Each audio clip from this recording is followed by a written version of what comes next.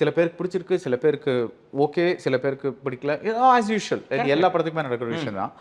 But everybody is agreed on one thing that இந்த ஆள்கிட்ட இருக்கிற ambition very few Tamil film makers have.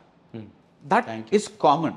Everybody is saying that. It's like வந்து எனக்கு work ஆகலைன்னு சொல்றவங்க கூட பட் பண்ணியிருக்கிறது ரொம்ப டிஃப்ரெண்ட்டாக பண்ணியிருக்காருப்பா அவர் எனக்கு தட் நோபடி இஸ் டினைங்.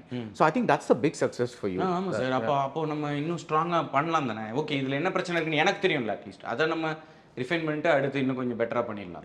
அவ்வளோதானே. நம்ம ஒரு படம் பண்ணுறோம், ஒரு கதை பண்ணுறோம்.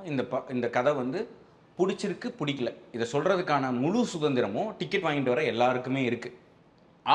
இந்த படம் ஃப்ரீயாக பார்க்குறவங்களுக்கு கூட இருக்குது, மொபைலில் பார்க்குறவங்களுக்கு கூட இருக்குது. எப்படியோ படத்தை பார்க்குறவங்களுக்கு, திருட்டு விசிட்டில் பார்க்குறவங்க கூட இதுக்கான உரிமை இருக்குது. ஏன்னா ஒரு படம் வெளியில் வந்துருச்சு.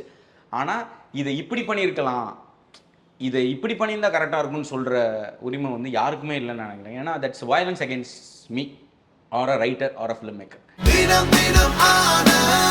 ஆனந்த் ஒரு சுகமான உள்ளாடை.